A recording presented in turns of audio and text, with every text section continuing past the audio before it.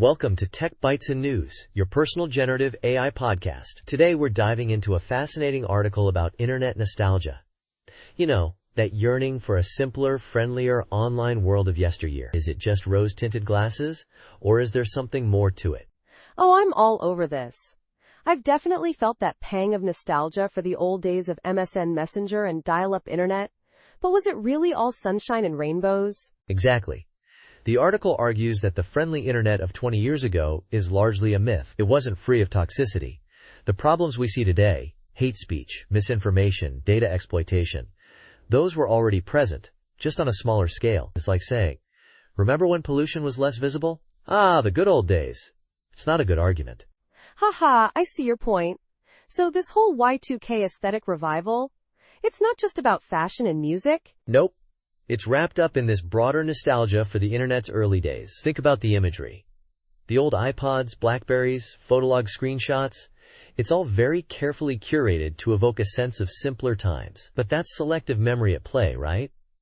We're remembering the highlights, not the endless dial-up screech or the slow loading times.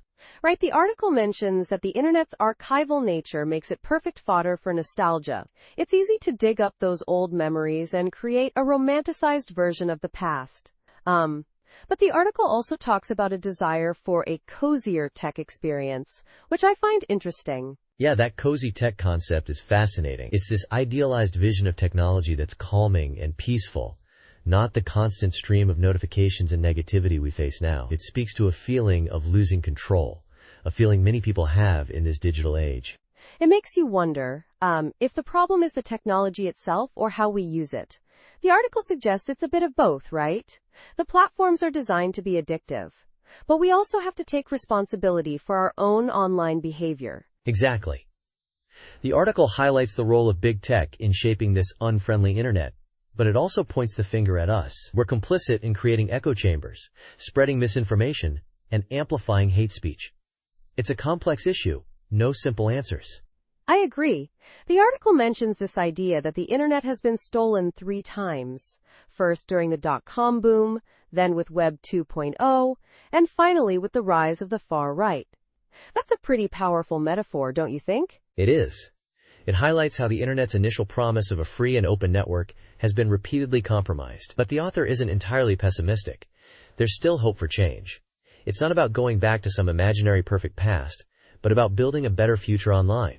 So is there a way to reclaim the good parts of the internet without falling into nostalgic traps? The article suggests focusing on self-organized projects and promoting more collaborative spaces. Precisely.